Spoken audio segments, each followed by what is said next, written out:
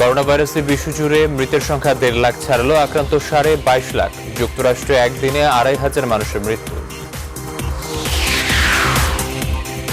করোনায় ঘিরে ফেলেছে রাজধানীর চারপাশ, মোট আক্রান্তের 75 ভাগই ঢাকা বিভাগের।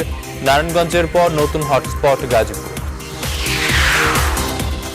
চরম দুর্দিনেও নগরবাসীর পাশে নেই ঢাকার 2 মেয়র। দায়িত্ব বুঝে পাওয়ার অপেক্ষা না করে মাঠে যাওয়ার পরামর্শ বিশেষজ্ঞদের। করোনার কারণে মানবেতর জীবনে মালদ্বীপের 1.5 লাখ বাংলাদেশি ফিরিয়ে নিতে চাপ দিচ্ছে মালদ্বীপ, পর্যবেক্ষণ করছে স্থানীয় হাইকমিশন। লকডাউন মানছে না সাধারণ মানুষ, আইন শৃঙ্খলা বাহিনীর তৎপরতার পরও কাঁচা বাজারের পরিস্থিতি বদলায়নি, ত্রাণের লাইনেও তীব্র ভিড়। বিশ্বজুড়ে ভয়াবহ অর্থনীতির বিপর্যয়ের পূর্বাভাস IMF-এর। ইউরোপ আমেরিকায় ঋণাত্মক প্রবৃদ্ধি, বাংলাদেশ নামতে পারে 3%। এবং করোনার ক্রান্তিকালে দুস্থ খেলোয়াড়দের পাশে হ্যান্ডবল ফেডারেশন। শ্রীলঙ্কায় IPL আয়োজনের প্রস্তাব লঙ্কান ক্রিকেট বোর্ড।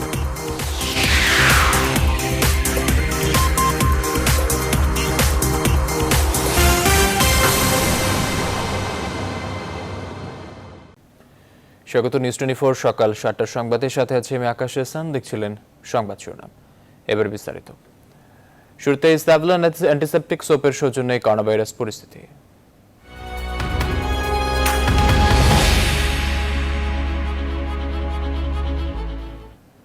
কোভিড-19-এর প্রাদুর্ভাবে একটি দিনে আরও লম্বা হচ্ছে মৃত্যুর তালিকা।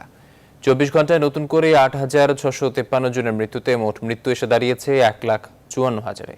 আর এখন পর্যন্ত বিশ্বজুড়ে আক্রান্ত হয়েছে মোট 20,48,000-এর বেশি মানুষ। এর মধ্যে শুধু যুক্তরাষ্ট্রে রয়েছে মহামারীর চরম সীমান্তে। শুক্রবারে দেশটিতে নতুন করে 2,500 মানুষের মৃত্যুতে মোট মৃতের সংখ্যা দাঁড়িয়েছে 31,000-এ। আর এখন পর্যন্ত আক্রান্ত হয়েছে 7,09,000-এর বেশি মানুষ। এছাড়া ফ্রান্স, স্পেন, ইতালি ও জার্মানিতে মৃত্যুহার কিছুটা স্থিতিশীল রয়েছে। আক্রান্তের সংখ্যাও গেল সপ্তাহের চেয়ে অনেকটা কমে এসেছে।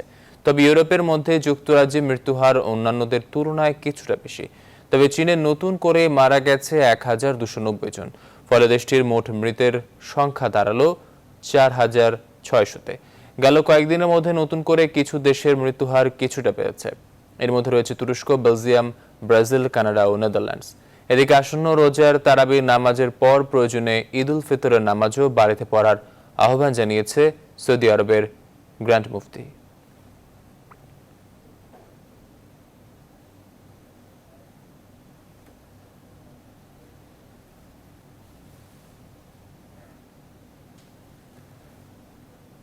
দর্শক, বিস্তারিত জানাতে যুক্তরাষ্ট্র নিউ ইয়র্ক থেকে যুক্ত হচ্ছেন সহকর্মী সুলতানা রহমান। সুলতানা রহমান, আপনাকে স্বাগত। আপনার কাছ থেকে জানতে চাচ্ছি, বিশ্বব্যাপী বেড়ে চলা মৃত্যুর মিছিলে সবার উপরে যুক্তরাষ্ট্র, সর্বশেষ অবস্থা কি আমাদের জানাবেন? মানুষ মারা গেছে আমেরিকা জুড়ে। এর মধ্যে প্রতিদিন গড় হিসেবে 2,000-এর উপর মানুষ মারা যাচ্ছে এবং আক্রান্ত ছাড়িয়ে গেছে 7 লাখেরও বেশি। এরকম একটি অবস্থায় প্রেসিডেন্ট ডোনাল্ড ট্রাম্প সারা দেশ সচল করার উদ্যোগ নিয়েছেন।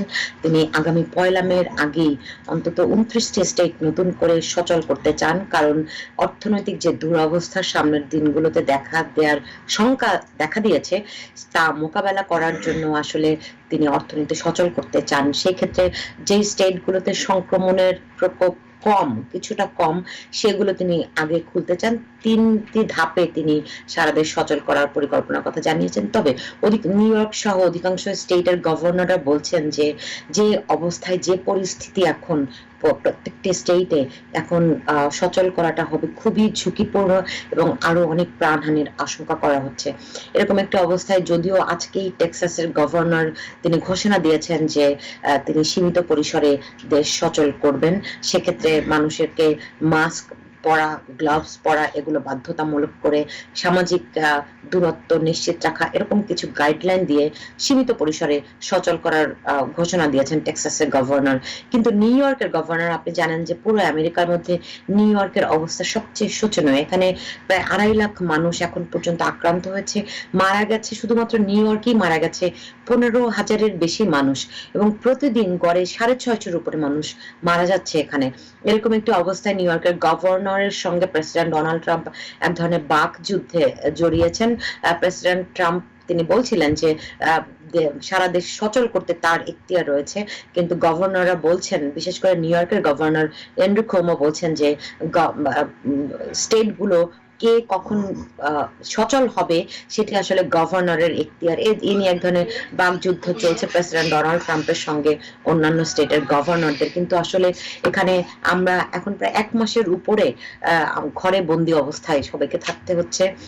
যদিও এখানের বেশ কয়েকটি হটলাইন রয়েছে যেখানে থেকে খাবারের কারো সংকট হলে সেই হটলাইন থেকে ফোন করলে খাবার যোগান দেওয়ার ব্যবস্থা করা হয়েছে। এছাড়া ফেডারেল সরকারের বিভিন্ন আর্থিক সহায়তা এর মধ্যে ট্যাক্স পেয়ার যারা রয়েছেন তারা পেয়ে গেছেন। ক্ষুদ্র ব্যবসায়ী যারা রয়েছেন তাদের জন্য লোনের ব্যবস্থা করা হয়েছে। কিন্তু যেই বিষয়টি সবচেয়ে শঙ্কায় ফেলেছে, মৃত্যুর হার এবং সংক্রমণের হার, এটি কিছুতেই কমিয়ে আনা যাচ্ছে না। এবং দেশের অর্থনীতি সচল করতে হলে নিউ ইয়র্কের গভর্নর বলছেন যে সবার আগে দরকার গণহারে মানুষের ভাইরাসটি পরীক্ষা করা, কিন্তু পরীক্ষার জন্য যে কিট দরকার সেই কিটের খুবই সংকট। নিউ ইয়র্ক স্টেটে প্রায় 2 কোটি মানুষের বসবাস, কিন্তু এখন পর্যন্ত মাত্র 5 লাখ মানুষের পরীক্ষা হয়েছে এবং পরীক্ষার কিটের অভাবে কিন্তু সবার পরীক্ষা করা সম্ভব হচ্ছে না। যারা হাসপাতালে যাচ্ছেন তাদের যদি অবস্থা গুরুতর হয় কেবল তাদেরকে পরীক্ষা করানো হচ্ছে, বাকিদেরকে ঘরেই ফেরত পাঠিয়ে দেওয়া হচ্ছে।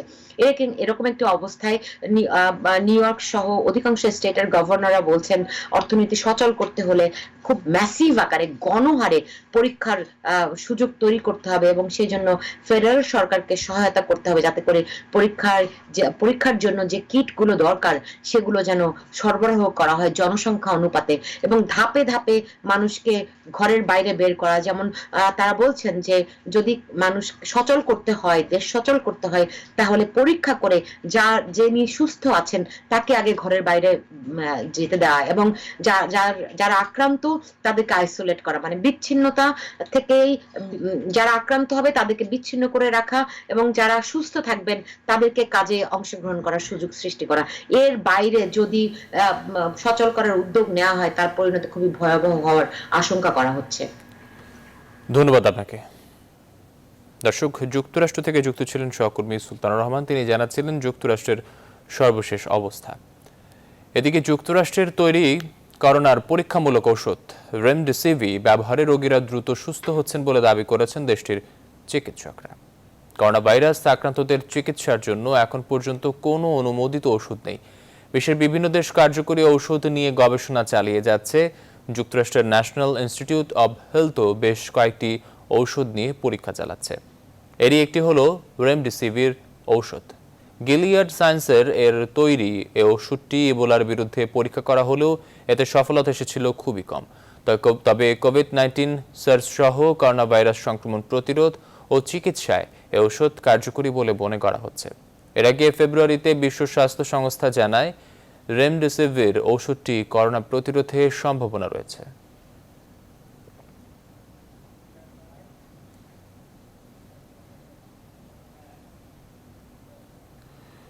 এবার দেশের করোনা ভাইরাস পরিস্থিতি। ঢাকাকে ঘিরে ফেলেছে করোনা ভাইরাস। দেশে করোনায় আক্রান্ত 75%ই ঢাকা বিভাগের। ঢাকার নারায়ণগঞ্জের পর এবার করোনা সংক্রমণ দ্রুত ছড়াচ্ছে গাজীপুরে।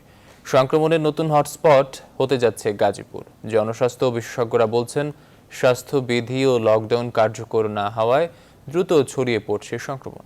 বিস্তারিত হাসান পারভেজের প্রতিবেদনে। শুরু থেকেই ঢাকা করোনা ভাইরাস সংক্রমণের ভয়াবহ ঝুঁকিতে আছে।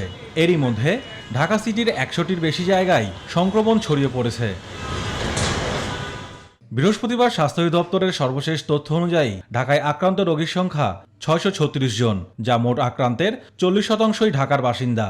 ঢাকার সংলগ্ন দ্বিতীয় সর্বোচ্চ রোগী নিয়ে নারায়ণগঞ্জ আক্রান্তের দিক থেকে ঝুঁকিপূর্ণ অবস্থায় আছে। বিদেশ থেকে যারা আসছে তাদের সিংহভাগ ঢাকায়, নারায়ণগঞ্জে, গাজীপুর, তাদের সিংহভাগ যেহেতু তাদের মাধ্যমেই আসছে, সুতরাং স্বাভাবিক কারণেই সেই সংক্রমণগুলো এখানেই হয়েছে। তৃতীয় সর্বোচ্চ করোনা রোগী আছে গাজীপুরে।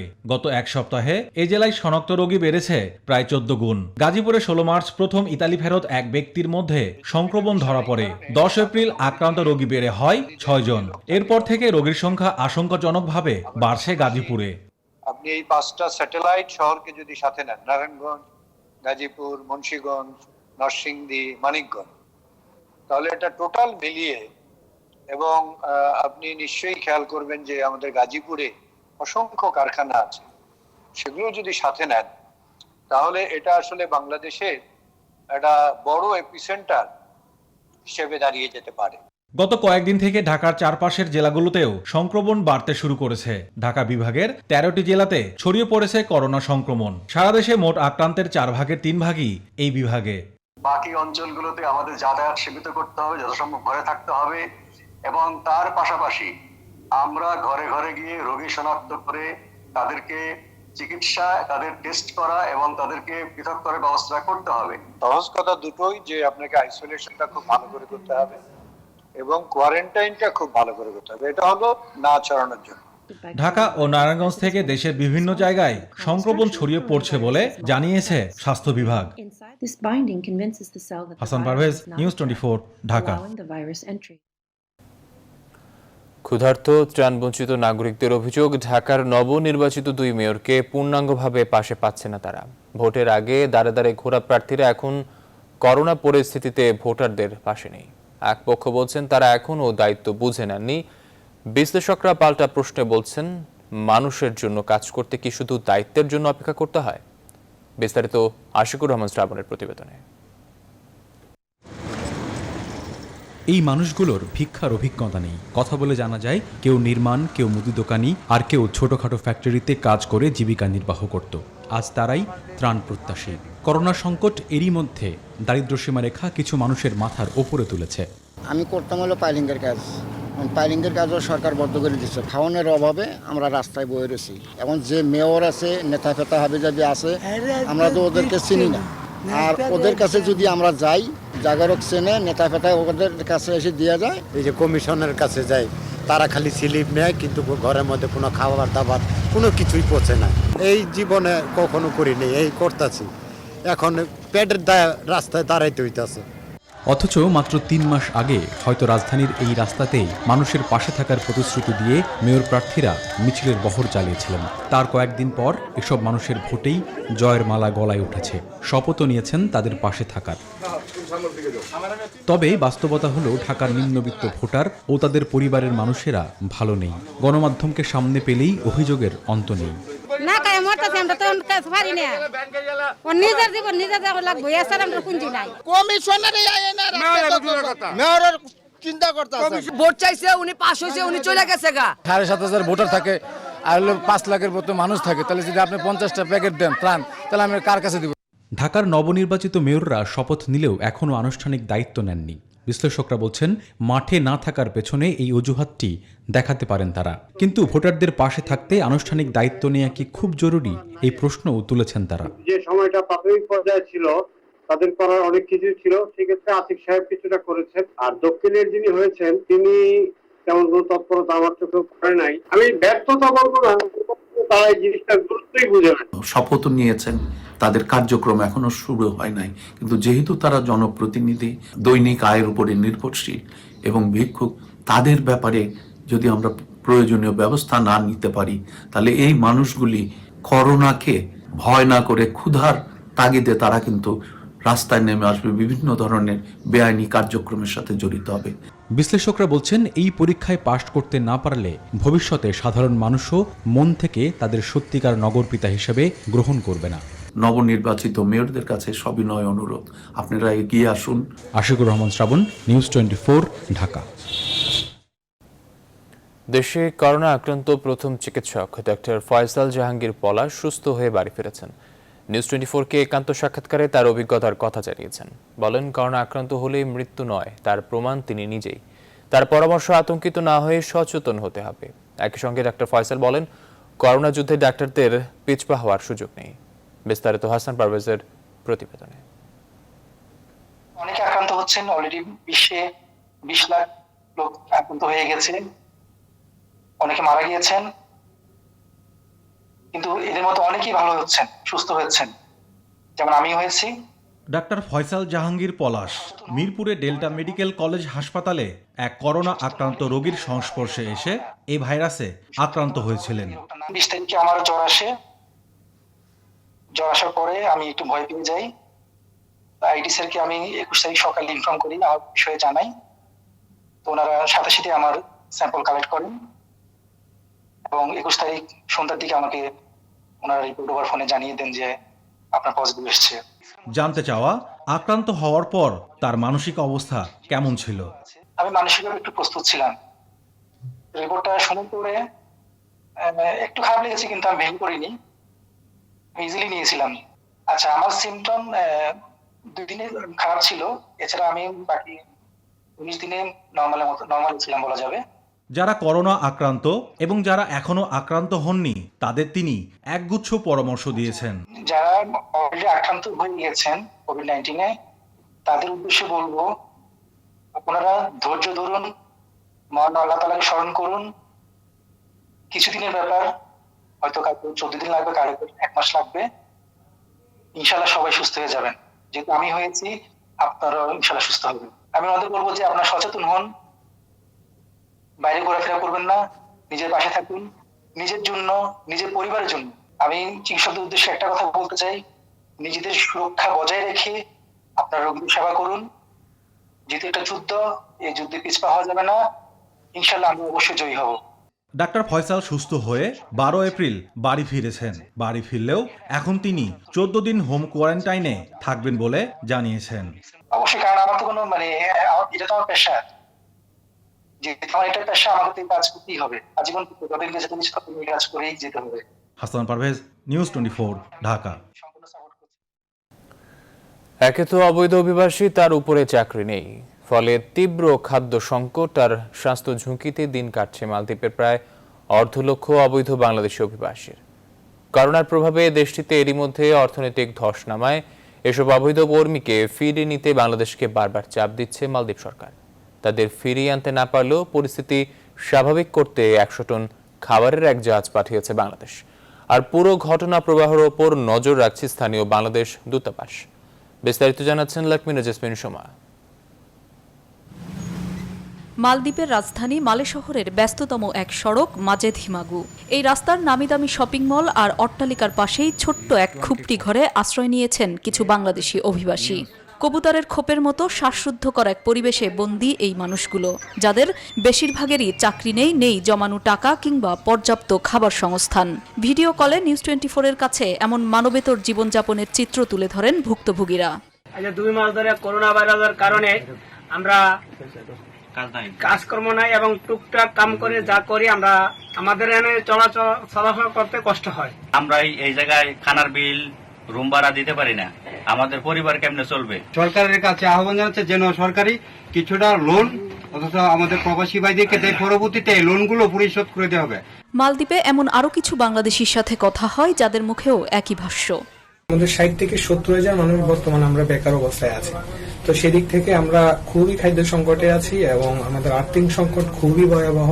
যাদের কোনো মালিক নেই, বেতন নেই, থাকার জায়গা নেই, খাবার নেই, তাদেরকে দূতাবাসে যোগাযোগ করার জন্য অনুরোধ করা হয়, কিন্তু ভুক্তভোগী প্রবাসীর সংখ্যা এত বেশি যে সবাই যোগাযোগ করতে পারে নাই। চাকরি হারানো অনেকেই অনেক কোম্পানি দেশে পাঠানোর চেষ্টা করছে, কিন্তু ফ্লাইট না থাকায় তাদেরকেও দেশে পাঠানো সম্ভব হচ্ছে না।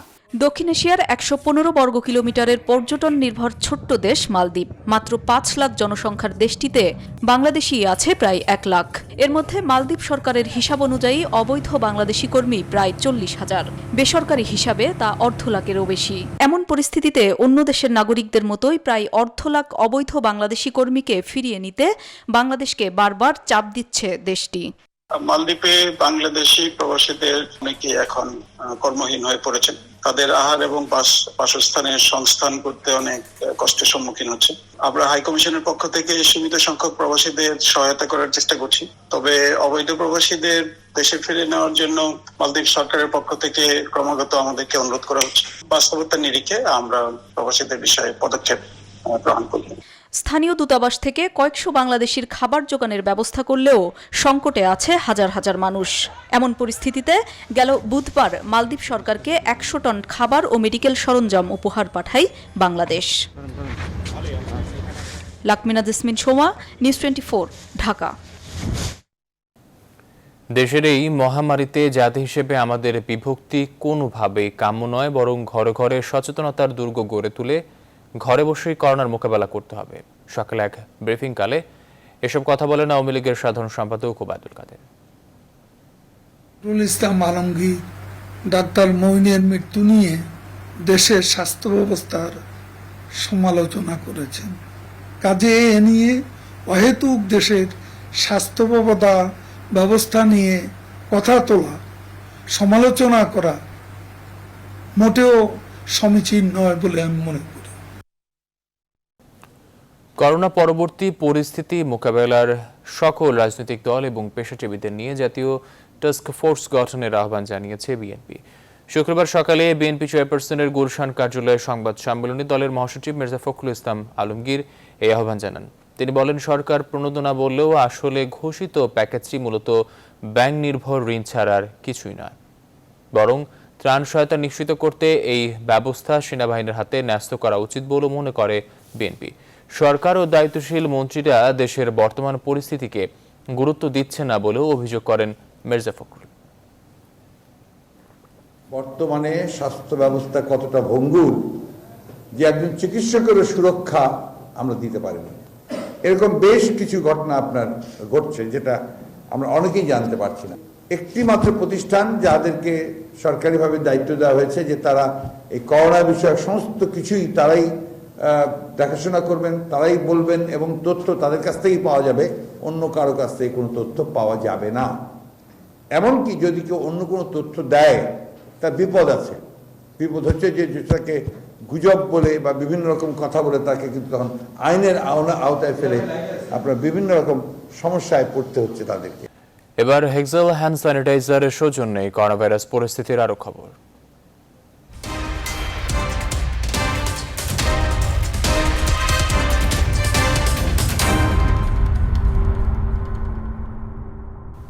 লকডাউন মানছেন না সাধারণ মানুষের অনেকে। করোনার দুর্যোগকালেও রাজধানীর কাঁচা বাজারগুলোতে চোখে পড়ার মতো ভিড়।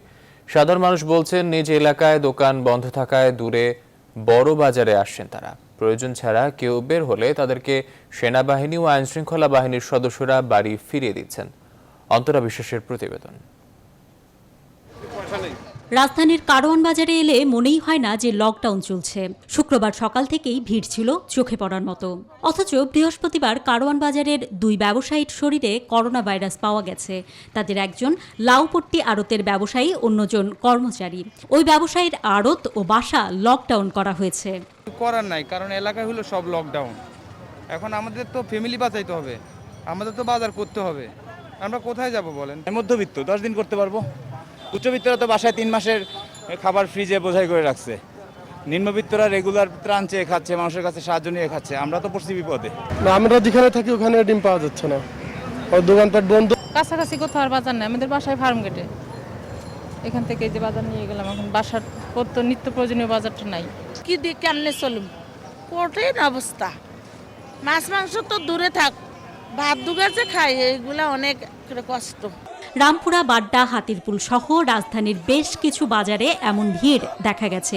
এদিকে রাজধানী জুড়ে সেনাবাহিনীর সদস্যরা লকডাউন মানার বিষয়ে মানুষকে সচেতন করেন শুক্রবারেও। বাজার একটা নির্দিষ্ট সময়ের জন্য খোলা থাকছে। আমরা যা করছি, বাজারের লোকজনকে আমরা মাইকিং করে সচেতন করার চেষ্টা করছি, যাতে তারা তাদের মধ্যে যে দূরত্বটা থাকার কথা সেটা থাকে, এবং তার যাতে এটাই আমরা নিশ্চিত করছি। এবং বাজারের যে দোকানদার তারা আছে, যাদেরকে আমরা বারবার বলছি তারা যাতে দোকানে অবশ্যই একটা সিস্টেম করে, যাতে লোকজন কাস্টমাররা তারা যাতে অবশ্যই একটি নিরাপদ দূরত্ব বজায় রাখে, এবং নির্দিষ্ট সময়ের পরে যাতে বাজারের দোকানগুলো যাতে বন্ধ করে দেয়।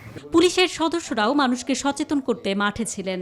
জুম্মাবারে একসঙ্গে অনেকের নামাজ আদায় করা যাবে না, এ বিষয়ে নৌবাহিনীর সাধারণ মানুষকে সতর্ক করে। অন্তরা বিশ্বাস, নিউজ 24, ঢাকা। করোনা আতঙ্কে নৌপথে মানুষের ফেরা ঠেকাতে নৌপথে নজরদারি বাড়িয়েছে নৌপুলিশ। নৌপুলিশে ডিআইজি মোহাম্মদ আতিকুল ইসলামের নির্দেশে 19টি জাহাজ মোতায়েন করা হয়েছে। লকডাউনের মধ্যেও যারা আইন ভঙ্গ করছে তাদের বিভিন্নভাবে শাস্তি দেওয়া হচ্ছে। মুন্সিগঞ্জ ঘুরে এসে আরও জানাচ্ছেন মৌ খন্দকার, ক্যামেরায় ছিলেন মোফাজ্জল হোসেন বাবলু। চলমান মহামারী করোনা ভাইরাসে বিপর্যস্ত সারা দেশ। চাঁদপুরকে নিরাপদ ভেবে আশ্রয় নিতে নৌপথে ছুটে যাচ্ছেন আশপাশের জেলার অনেকেই। এমন পরিস্থিতিতে সড়ক পথে টহল দিয়েও সামাল দিতে হিমশিম খাচ্ছে আইন শৃঙ্খলা রক্ষাকারী বাহিনী। রাজধানী ঢাকা এবং নারায়ণগঞ্জে করোনা ভাইরাসে আক্রান্ত রোগীর সংখ্যা এখন পর্যন্ত বেশি। এই কারণে আতঙ্কে নারায়ণগঞ্জ ও রাজধানী থেকে অনেকেই গ্রামের বাড়ি যাওয়ার চেষ্টা করছেন। এবার নৌপথে পালানো ঠেকাতে নৌ পুলিশ 19টি জাহাজ মোতায়েন করেছে। জীবিকা নির্বাহের অজুহাত দেখিয়ে লকডাউন অমান্য করে অনেকেই বের হচ্ছে। নদীর ওপার গেছে আমার বন্ধুদের সাথে দেখা করে কিছু টাকা সাহায্য দিয়ে আমরা আইসা করছি। নৌপথেও করোনার ঝুঁকি নিয়ে কাজ করছে নৌ পুলিশের সদস্যরা। আমরা সর্বোচ্চ চেষ্টা করতেছি যে আমরা এই নদী পথটাকে সুরক্ষিত রাখতে পারি। আমরা সাধারণ জনগণদেরকে অনুরোধ করছি যাতে এই অবস্থার মধ্যে কেউ যাতে বাসা থেকে বের হয়ে না হয়। এদিকে জাহাজগুলোর পাশাপাশি স্থানীয়ভাবে নৌ পুলিশ স্টেশনের স্পিড বোটগুলো নিজস্ব জনবল নিয়ে কাজ করছে। নারায়ণগঞ্জ জেলা থেকে অনেক সংবাদ আছে, তারা যাওয়ার চেষ্টা করে। এজন্য আমরা জোরদার নৌ পেট্রোল, ক্রস পেট্রোল অব্যাহত রেখেছি যাতে কোনো কর্মী তারা নদীপথ ব্যবহার করে কোথাও যেতে না পারে। নৌ পুলিশ কর্মকর্তারা বলছেন, যারা নিয়ম ভেঙে নদীতে যাতায়াতের চেষ্টা করছে তাদের বিরুদ্ধে আইনগত ব্যবস্থা গ্রহণ করা হবে। লকডাউন কেউ মানছেন না, সেই জন্যই আমরা এই কঠোর ব্যবস্থা নিয়েছি। আমাদের মাননীয় ডিআইজি স্যারের নির্দেশে কঠোরভাবে আমরা এটা নিয়ন্ত্রণ করছি। আমরা এই জাহাজের 24 ঘন্টার জন্য আমাদের মনিটরিং ব্যবস্থা রেখেছি, এখানে অফিসাররা আছে। কেউ যেন ঘাট এলাকায় অকারণে ঘুরে না বেড়ায়, এই বিষয়গুলো নজরদারি করছে নৌ পুলিশ। মাঠে কাজ করছে সশস্ত্র বাহিনী, আইন শৃঙ্খলা বাহিনী, আর নৌপথে কাজ করছে নৌ পুলিশ। করোনা না থামা পর্যন্ত নৌ পুলিশের এই অভিযান অব্যাহত থাকবে। Mou Khandakar, news 24, Gazaria, Munshiganj. Corona virus বিস্তার রোধে উখিয়া টেকনাফের রোহিঙ্গা ক্যাম্পগুলোতে ব্যাপক সতর্কতা জারি করেছে প্রশাসন। সচেতনতা বৃদ্ধি ও রোহিঙ্গাদের ঘরে রাখতে নানা উদ্যোগ নেওয়া হয়েছে। ক্যাম্পে খাদ্য ও চিকিৎসা ছাড়া সকল কার্যক্রম বন্ধ ঘোষণা করা হয়েছে। করোনা রোগীদের চিকিৎসার জন্য ক্যাম্পের হাসপাতালগুলোতে 300 শয্যা প্রস্তুত রাখা হয়েছে। ইসমত রাইসুর তথ্য চিত্রে ডেস্ক রিপোর্ট। করোনা ভাইরাসের সংক্রমণ রোধে কক্সবাজার জেলাকে লকডাউন করার পর থেকে উখিয়া টেকনাফের রোহিঙ্গা ক্যাম্পগুলোতে সামাজিক দূরত্ব নিশ্চিতে তৎপরতা জোরদার করেছে আইন শৃঙ্খলা বাহিনীর সদস্যরা। ক্যাম্পে খাদ্য ও চিকিৎসা সহ গুরুত্বপূর্ণ মানবিক সেবা কার্যক্রম ছাড়া সকল কার্যক্রম বন্ধ রাখা হয়েছে। এসব কার্যক্রমে নির্দিষ্ট কর্মী ছাড়া দেশি বিদেশি সকলের ক্যাম্পে যাতায়াতও নিষিদ্ধ করা হয়েছে। রোহিঙ্গারা বলছেন, করোনা সতর্কতায় প্রশাসনের পক্ষ থেকে নানান উদ্যোগ নেওয়া হয়েছে। স্বাস্থ্যবিধি মেনে চলার জন্য বারবার সতর্ক করা হচ্ছে। মানে তারা ফরেস্টার টাকান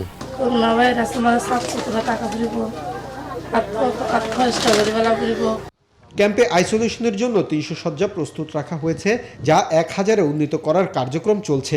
এছাড়া মহামারী এ ভাইরাস বিস্তার রোধে ব্যাপক প্রচারণার কারণে রোহিঙ্গাদের মাঝে আগের চেয়ে সচেতনতা বৃদ্ধি পেয়েছে বলে জানান সংশ্লিষ্টরা। পোস্টার, লিফলেট এর মাধ্যমে সচেতন করার কাজ অব্যাহত আছে। স্বাস্থ্যকর্মীরা, স্বাস্থ্য ভলেন্টিয়াররা, হাইজিন প্রমোটাররা এবং সিডব্লিউসি ওয়ার্কিং গ্রুপের স্বেচ্ছাসেবীরা এই সচেতন করার কাজে নিয়োজিত রয়েছে। বিভিন্ন সংস্থায় কর্মরত বিদেশিদের রোহিঙ্গা ক্যাম্পে যাতায়াতও নিষিদ্ধ করা হয়েছে। খাদ্য ও চিকিৎসা সেবা ছাড়া সকল কার্যক্রম বন্ধ রাখা হয়েছে বলে জানান শরণার্থী, ত্রাণ ও প্রত্যাবাসন কর্মকর্তা। যাদের ফরেন ট্রাভেল হিস্ট্রিটা আছে তাদেরকে ওখানে প্রবেশ সম্পূর্ণভাবে নিষিদ্ধ। আর ইমার্জেন্সি ওয়ার্ক বাদে নর্মাল যে অ্যাক্টিভিটিস যেগুলো আছে এগুলা আমরা বন্ধ করে দিয়েছি। করোনা ভাইরাসের সংক্রমণ রোধে গেল 8 এপ্রিল থেকে কক্সবাজার জেলাকে লকডাউন করেছে প্রশাসন। Desk report, news 24। করোনার প্রভাবে ভারতে আটকে পড়েছেন অন্তত 1000 বাংলাদেশি। তাদের বেশিরভাগই গিয়েছিলেন চিকিৎসা নিতে। আটকে পড়া এসব বাংলাদেশিকে ফিরিয়ে আনতে ঢাকা থেকে চেন্নাই ও কলকাতায় 8টি বিশেষ ফ্লাইট পরিচালনা করবে বেসরকারি উড়োজাহাজ পরিবহন সংস্থা ইউএস বাংলা এয়ারলাইন্স। আগামী 20 থেকে 25 এপ্রিল পর্যন্ত 6টি ফ্লাইটে চেন্নাই থেকে ঢাকা এবং 21 ও 23 এপ্রিল 2টি ফ্লাইটে কলকাতা থেকে ঢাকায় আটকে পড়া বাংলাদেশিদের ফিরিয়ে আনতে বিশেষ ফ্লাইট পরিচালনা করবে ইউএস বাংলা এয়ারলাইন্স। এদিকে ইউএস বাংলার অন্য একটি ফ্লাইটে থাইল্যান্ডে আটকে পড়া 47 যাত্রী আজ দেশে ফিরেছেন। ব্যাংককে মৃত্যুবরণ করা একজনের মরদেহ ফিরে এনেছে ইউএস বাংলা।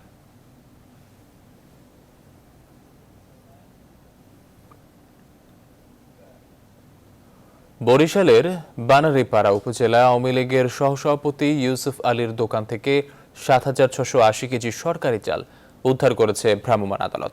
আর ফেনীতে ভিজিএফ এর 3 বস্তা চালসহ নাসির নামে ধর্মপুর ইউনিয়নের এক সদস্যকে আটক করেছে ডিবি পুলিশ। সকালে বরিশালের বানারীপাড়া উপজেলা নির্বাহী কর্মকর্তা শেখ আব্দুল্লাহ সাদিদের ভ্রাম্যমাণ আদালত আওয়ামী লীগের সহসভাপতি ইউসুফ আলীর দোকানে অভিযান চালিয়ে সেখান থেকে 7,680 কেজি সরকারি চাল উদ্ধার করে। এই সময় চাল চুরির অপরাধে তার 6 মাসে বিনাশ্রম কারাদণ্ড দেয় ভ্রাম্যমাণ আদালত। দণ্ড ঘোষণার পরই তাকে বিশেষ ব্যবস্থায় বরিশাল কেন্দ্রীয় কারাগারে পাঠানো হয়। বিকেলে ফেনীর ধর্মপুর থেকে 3 বস্তা ভিজিএফ এর চালসহ এক ইউপি সদস্যকে আটক করে ডিবি পুলিশ। এদিকে গোপালগঞ্জে 345 কেজি চালসহ সাবেক এক ইউপি সদস্যকে আটক করেছে র্যাব।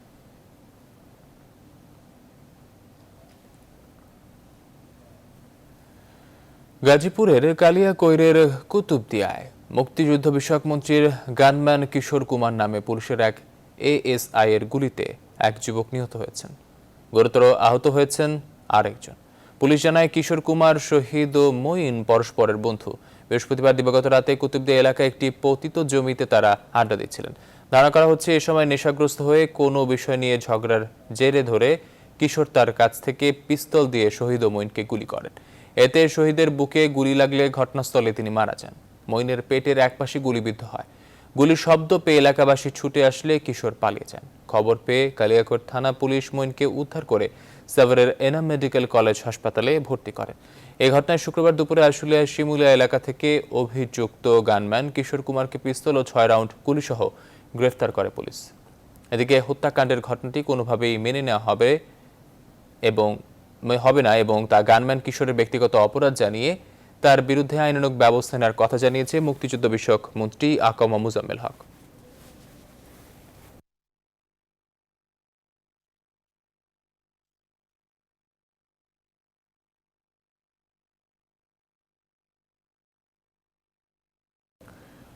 বসুন্ধরা আন্তর্জাতিক কনভেনশন সিটিতে করোনা রোগীদের চিকিৎসায় নির্মাণাধীন দেশের সবচেয়ে বড় অস্থায়ী আইসোলেশন সেন্টারের 75% কাজ সম্পন্ন হয়েছে। আগামী 25 এপ্রিলের মধ্যে দেশের সবচেয়ে বড় অস্থায়ী আইসোলেশন সেন্টার 100% তৈরি হয়ে যাবে বলে জানিয়েছেন সংশ্লিষ্টরা। বিস্তারিত জানাচ্ছেন তৌফিক মাহমুদ মুন্না। দেশে যখন করোনা রোগী দিন দিন বেড়েই চলেছে, তখনই বসুন্ধরা গ্রুপের উদ্যোগে শেষ পর্যায়ে চলছে অস্থায়ী আইসোলেশন সেন্টার নির্মাণ কাজ। দেশের সবচেয়ে বড় অস্থায়ী হাসপাতালটি দৃশ্যমান করতে চলছে নিরলস পরিশ্রম। শুক্রবার বসুন্ধরা গ্রুপের সার্বিক সহায়তায় নির্মাণাধীন অস্থায়ী হাসপাতালের কাজ পরিদর্শন করেন স্বাস্থ্য প্রকৌশল অধিদপ্তর। তারা বলেন, প্রায় 75% কাজ ইতিমধ্যে সম্পন্ন হয়েছে। টয়লেট পোর্শনের কাজ চলমান আছে। অলরেডি আমাদের যে বেডগুলি আছে, বেড অলরেডি চলে আসছে এখানে। আর আমাদের এখানে টেন্টের যে এসিগুলা এখনও ইনস্টলেশন হচ্ছে। আর তারপরে আমাদের এখানে ডক্টরস এবং নার্সদের যে রুমগুলি সেগুলি আমাদের কাজ চলমান আছে। আমরা এই কাজগুলি প্রায় শেষ পর্যায়ে। সার্বক্ষণিক তত্ত্বাবধানে থাকা আইসিসিবির পরিচালক জানান, আগামী 25 তারিখের মধ্যে সব কাজ শেষ হয়ে যাবে। 250টার উপরে বেড আমাদের হল 2-তে সেট আপের কাজ চলতেছে। এরা সরবরাহ এসে গেছে। স্বাস্থ্য প্রকৌশল অধিদপ্তর যেভাবে খুব জোরালোভাবে কাজ করছে, তাতে করে আগামী 25 তারিখ কি 24 তারিখের ভিতরে আমরা রোগী গ্রহণ করার মতো অবস্থায় চলে যাব। মহতী এই উদ্যোগের সমাপ্তিতে করোনা ভাইরাস প্রতিরোধে দেশ পাবে 2000 শয্যার বিশাল এক আইসোলেশন সেন্টার, একই সঙ্গে 71টি আইসিইউ। এই হাসপাতাল সম্পন্ন হলে করোনা যুদ্ধে এটি হতে যাচ্ছে দেশের অনন্য এক মাইল ফলক। তৌফিক মাহমুদ মুন্না, নিউজ 24, ঢাকা। করোনার থাবায় লন্ডভন্ড বিশ্ব অর্থনীতি। 2019 সালে কোনো দেশের আর্থিক বৃদ্ধির হার কেমন ছিল, 2020 সালে কেমন হতে পারে এবং করোনা উত্তর সময়ে অর্থনীতি বৃদ্ধির হার কোন দিকে যাবে তার আগাম পূর্বাভাস দিয়েছে আইএমএফ। তাতে দেখা যাচ্ছে উন্নত উন্নয়নশীল অধিকাংশ দেশে 2020 সালে ঋণাত্মক বৃদ্ধির সম্ভাবনার কথা বলেছে সংস্থাটি। উন্নত দেশগুলোর মধ্যে আমেরিকা 2019 সালে জিডিপি বৃদ্ধির হার ছিল 2.3%। 2020 সালে সেই হার হতে পারে 5.9%। 2021 সালে ঘুরে দাঁড়িয়ে সেই বৃদ্ধি হতে পারে 4.7%। ইউরোপ অঞ্চলের মধ্যে ইতালি, ফ্রান্স, স্পেনে করোনার সংক্রমণ ভয়াবহ আকার নিয়েছিল, ফলে অর্থনীতিতেও তার ব্যাপক প্রভাব পড়ার আশঙ্কা করছে IMF। 2019 সালে বৃদ্ধি ছিল 1.2%, 2020 এবং 2021 সালের পূর্বাভাসে সেই হার হতে পারে যথাক্রমে 7.5% এবং 4.7%। তবে এই তালিকায় কার্যত সবচেয়ে ভালো অবস্থানে রয়েছে বাংলাদেশ। 7.9% জিডিপি বৃদ্ধি হয়েছিল 2019 সালে। এবছর করোনার প্রভাবের মধ্যেও সেই হার 2% পর্যন্ত ধরে রাখতে পারবে আমাদের প্রতিবেশী দেশটি। আর 2021 সালে বাংলাদেশের আর্থিক বৃদ্ধির হার হতে পারে 9.5%।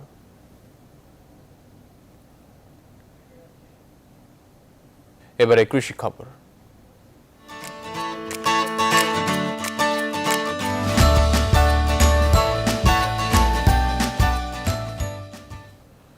করোনা আতঙ্কের মধ্যেই সুনামগঞ্জ হাওর অঞ্চলে ধান কাটতে শুরু করেছেন কৃষকরা। প্রতি বছর দেশের বিভিন্ন জেলা থেকে ধান কাটতে কয়েক লাখ শ্রমিক আসলেও করোনার কারণে এবারে চিত্রটা ভিন্ন। শ্রমিক সংকটের মধ্যেও কষ্টে ফলানো সোনার ফসল ঘরে তুলতে ব্যস্ত সময় পার করছেন কৃষানীরা। তবে আগাম বন্যার আশঙ্কায় কৃষকদের দ্রুতই ধান কাটা শেষ করতে পরামর্শ দিয়েছে কৃষি বিভাগ। মোহাম্মদ বুরহান উদ্দিনের তথ্যচিত্রে ডেস্ক রিপোর্ট। বছরে একটিমাত্র ফসল বোরো ধান ঘিরেই হাওর অঞ্চলের মানুষের যত স্বপ্ন। সুনামগঞ্জের বেশিরভাগ ক্ষেতের ধানই পাকতে শুরু করেছে। এ কারণেই করোনা আতঙ্কের মধ্যেই সোনালী ধান ঘরে তুলতে ব্যস্ত সময় পার করছেন কিষানীরা। তবে প্রয়োজনের তুলনায় শ্রমিক সংকটের কারণে সময় মতো ফসল ঘরে তোলা নিয়ে উদ্বিগ্ন তারা। ফসল পাওয়ার পরে তো আমরা ওই যে খাট্টা পাইরাম না, ব্যাপারী পাইরাম না, কিছু পাইরাম না, রাস্তাঘাটে যে দিন মাদান খারাপ এর মাঝে একটা রোগে যে আক্রান্ত হয়েছে, এই ধরনের আমরা তো খুব কষ্টের মাঝে আছি। সামনে দিয়ে হইতেছে বৃষ্টিপাতের দিন, বান তুফানের দিন, আমরা মানুষ পাইতেছি না, আমরা সামনে দিয়ে ধান হাঁটতে পারবো কিনা এটা বলতে পারি আমরা। এখন বর্তমানে খাটানির ক্রাইসিস, আমরা খাটাইতে পারতেছি না ধান। চলতি মাসের শেষ সপ্তাহে ঝড় ও বৃষ্টি হতে পারে, ফসলে যাতে কোনো ক্ষতি না হয় সেজন্য কৃষকদের দ্রুত ধান কাটতে পরামর্শ দিচ্ছেন সংশ্লিষ্টরা। আকস্মিক বন্যার একটা পূর্বাভাস আছে, যার ফলে আমরা কিছুটা দ্বিধা এবং সংশয়ের মধ্যে আছি। আমরা সর্বোচ্চ চেষ্টা করতেছি যাতে সুনামগঞ্জের বুড়ো ধানটা কৃষকগণ উঠিয়ে নিতে পারে। সুনামগঞ্জের 11 উপজেলার হাওরে এবার বোরো চাষাবাদ হয়েছে 2,19,300 হেক্টর জমিতে। Desk report, news 24। এবার আন্তর্জাতিক প্রসঙ্গ।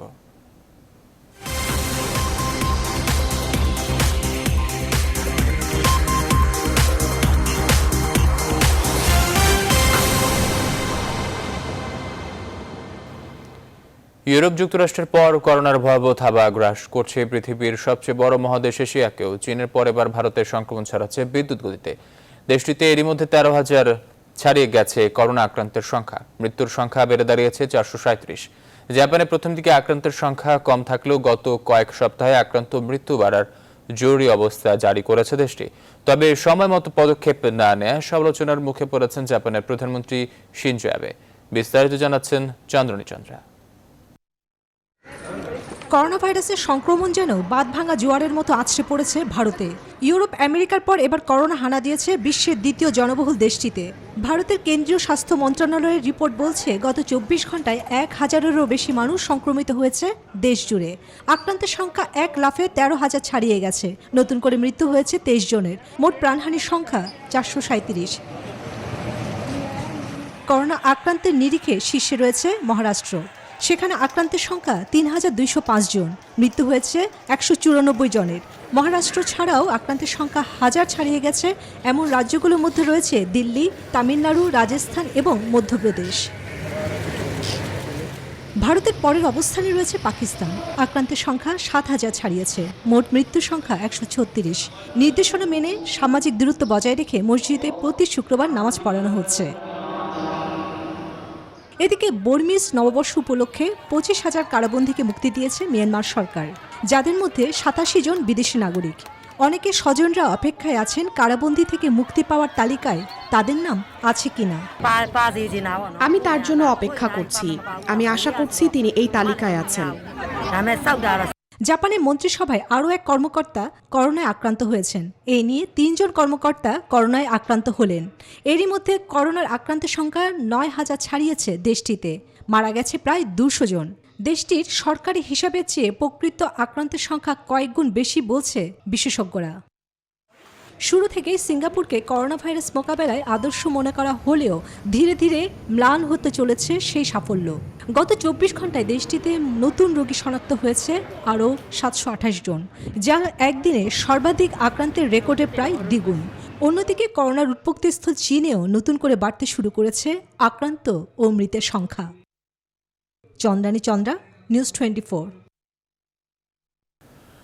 করোনার বিস্তার রোধে নানামুখী পদক্ষেপ নিয়েছে সৌদি সরকার। অনির্দিষ্টকালে লকডাউন ও কারফিউ চলাবস্থায় সৌদি আরবের বিভিন্ন অঞ্চলে বাস করা বাংলাদেশিরা যাতে ঘরে বসে স্বাস্থ্যসেবা নিতে পারে, এজন্য বাংলাদেশ দূতাবাস রিয়াদ চালু করছে ডক্টরস প্যানেল। স্বেচ্ছাশ্রমের ভিত্তিতে 30 জনের বেশি চিকিৎসকরা টেলিফোনে স্বাস্থ্য পরামর্শ দিবেন প্রবাসী বাংলাদেশিদের। সৌদি আরব প্রতিনিধি মোহাম্মদ আলামিনের তথ্য ও ছবিতে ডেস্ক রিপোর্ট। সৌদি স্বাস্থ্য মন্ত্রণালয়ের তথ্য অনুযায়ী দেশটিতে এ পর্যন্ত 6,500 মানুষ প্রাণঘাতী করোনা ভাইরাসে আক্রান্ত হয়েছে। প্রাণ গেছে 80 জনের বেশি মানুষের। বাংলাদেশ দূতাবাস এবং কনসুলেটের তথ্য অনুযায়ী কোভিড-19 আক্রান্ত হয়েছে শতাধিক বাংলাদেশি। মারা গেছে 18 জন। অনেকেই রয়েছেন ঝুঁকির মধ্যে। তাদের সহায়তা করার জন্য সৌদি আরবে কর্মরত বাংলাদেশি চিকিৎসক প্যানেল গঠন করা হয়েছে বলে জানিয়েছে প্যানেলের সমন্বয়ক বাংলাদেশ দূতাবাসের economic minister doctor Abul Hasan. আমরা এটিকে দ্রুত প্রবাসী কল্যাণ মন্ত্রণালয়ের প্রবাসবন্ধু কল সেন্টার এবং এটুয়ের সহযোগিতায় এটি ভিডিও চ্যাটিং এবং টেলিমেডিসিন পর্যায়ে নিয়ে যাব। আমরা আশা করছি যে বাংলাদেশিরা এ থেকে ফল লাভ করবে। প্রথম দিনই ব্যাপক সাড়া পেয়েছেন বলে জানিয়েছে প্যানেলের সদস্য ডক্টর মোহাম্মদ মহসিন। অনেক সাড়া পেয়েছি। প্রথম দিনেই প্রথম ঘন্টাতেই আমি ব্যক্তিগতভাবে প্রায় 17 জন রোগীকে আমি সার্ভ করেছি। সৌদি আরবের প্রত্যন্ত অঞ্চলীয় বসবাসরত প্রবাসী বাংলাদেশিরা স্বাগত জানিয়েছে দূতাবাসের এই উদ্যোগকে। আমাদের যে ওষুধগুলো সাজেস্ট করা হবে, ওষুধগুলো হয়তো দেখা যায় 5 থেকে 10,000 হতে পারে। এটি একটি সময় উপযোগী পদক্ষেপ। আমি আন্তরিকভাবে ধন্যবাদ জানাই। এদিকে বৈধ অবৈধ নির্বিশেষে সকল প্রবাসী ও সৌদি নাগরিকদের বিনামূল্যে করোনা ভাইরাসের চিকিৎসা দিতে সংশ্লিষ্টদের নির্দেশ দিয়েছেন সৌদি বাদশাহ সালমান বিন আব্দুল আজিজ। স্বাস্থ্যসেবা সংক্রান্ত যে কোনো মতামত ও পরামর্শের জন্য 937 নম্বরটি 24 ঘন্টা নিয়োজিত রয়েছে। বাংলাদেশের চিকিৎসক প্যানেলের সঠিক পরামর্শ নিশ্চিত করবে সুচিকিৎসা, এমনটাই প্রত্যাশা প্রবাসীদের। চন্দ্রানী চন্দ্রা, নিউজ 24। এবারে নিউজ 24 স্পোর্টস।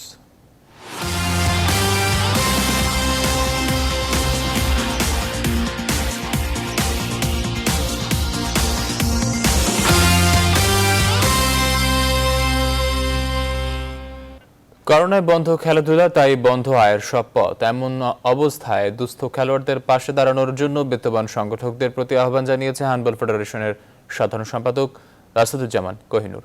সেই সঙ্গে ফেডারেশন থেকেও দেওয়া হয়েছে খেলোয়াড়দের পাশে থাকার ঘোষণা। করোনা পরবর্তী পরিস্থিতিতে ঘুরে দাঁড়ানোটা চ্যালেঞ্জিং হবে বলে মনে করছে হ্যান্ডবল ফেডারেশন। মাহফুজুল ইসলামের রিপোর্ট। দেশের জনপ্রিয় খেলাগুলোর মধ্যে একটি হলো হ্যান্ডবল। দেশের স্কুল ও কলেজ পর্যায়ে গেল কয়েক বছর ধরে নিয়মিত টুর্নামেন্ট হওয়ার ফলে দিনকে দিন বাড়ছে এর জনপ্রিয়তা।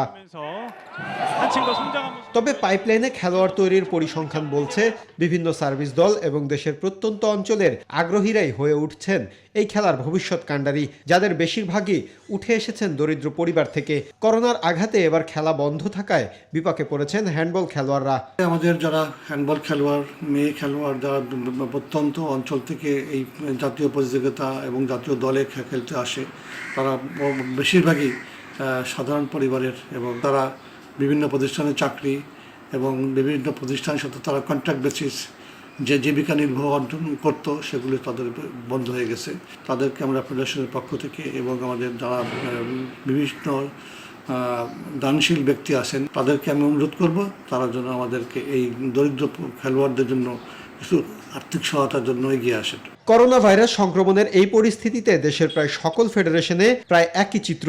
এই সকল ফেডারেশনের দিকে সুদৃষ্টি দিতে ধনী সংগঠকদের প্রতি আহ্বান জানিয়েছেন তিনি। আমি জাতীয় ক্রীড়া ফেডারেশনের সভাপতি হিসেবে সমস্ত ফেডারেশনের যারা কর্মকর্তা আছে তাদেরকেও বলবো তারা তাদের প্রত্যেকটা খেলোয়াড়ের এবং প্রত্যেকটা ইভেন্টের খেলোয়াড়দেরকে দৃষ্টি দেওয়া, তাদের জন্য ওয়েলফেয়ার দেখা।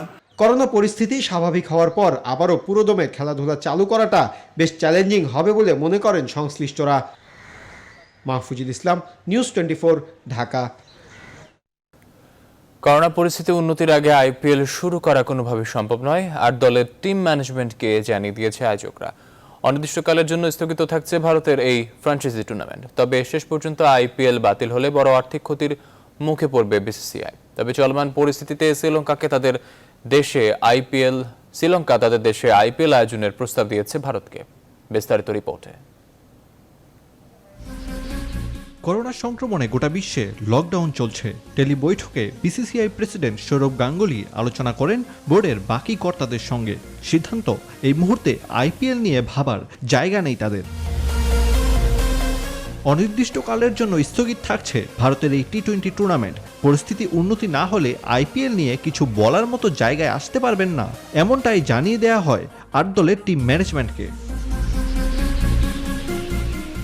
এদিকে আইপিএল শেষ পর্যন্ত বাতিল হয়ে গেলে বেশ বড় পরিমাণ আর্থিক ক্ষতির মুখে পড়তে পারে ভারতীয় বোর্ড। এই টুর্নামেন্ট থেকে বড় অঙ্কের অর্থ আয় ছাড়াও বিভিন্ন রাজ্য ক্রিকেট সংস্থাকে অনুদান দিয়ে থাকে ভারতীয় বোর্ড। ভয় থাকছে ক্রিকেটারদেরও। আইপিএল না হওয়া মানে তাদের মোটা বেতনও পাওয়ার সম্ভাবনা নেই। গত আইপিএল এর নিলামেই 64 জন ক্রিকেটারকে কিনেছে 8টি দল। এর জন্য 140 কোটি টাকারও বেশি ব্যয় করেছে দলগুলো। আইপিএল এর প্রথা অনুযায়ী টুর্নামেন্টের শুরু ও শেষে 2টি ভাগে ক্রিকেটারদের টাকা দেয়া হয়। বর্তমান অবস্থায় সবকিছুই ভাবনার বাইরে। এমনকি ফাঁকা মাঠেও আয়োজনের পরিকল্পনা দূরের কল্পনা। তবে বিসিসিআই এর দাবি, লকডাউনের প্রভাব এখনও বোর্ডের উপর পড়েনি সেভাবে। আরিফুল ইসলাম, নিউজ 24। শেষ করব কমলা ভাই রাঙা পাপড়ি ফুলের খবর দিয়ে। করোনার মহামারীতে সবকিছু বন্ধ থাকলেও প্রকৃতি নিজেকে সাজিয়ে তুলেছে আপন খেয়ালে। যুক্তরাষ্ট্রের ক্যালিফোর্নিয়ায় পপি ফুলের কমলা আভায় যেন জলজল করছে গোটা অঞ্চল। আর সেই আভায় ফুলগুলো মুগ্ধ করতে চায় প্রকৃতি প্রেমীদের। বাকিটা দেখুন আসমাতুল্লির ডেস্ক রিপোর্টে। করোনার প্রকোপে গোটা ক্যালিফোর্নিয়া যখন স্থবির, তখন নিজেকে পূর্ণরূপে মেলে ধরার অবাধ সুযোগ পেল অঙ্গরাজ্যটির বনফুলগুলো।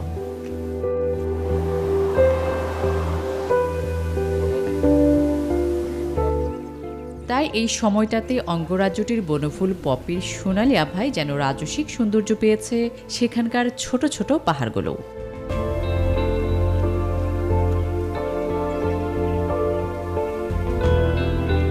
আর স্টেটটির সবুজ প্রকৃতিও যেন প্রাণ ফিরে পেল পপি ফুলের বর্ণিল সমারোহে।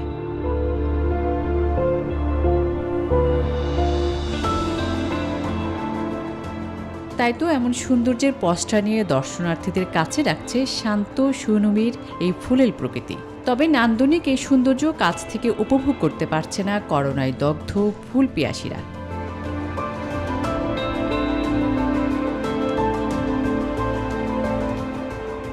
আসমাতুলি, নিউজ 24। সংবাদ শেষ করবো, তার আগে শিরোনামগুলো জানিয়ে দিচ্ছি আরেকবার।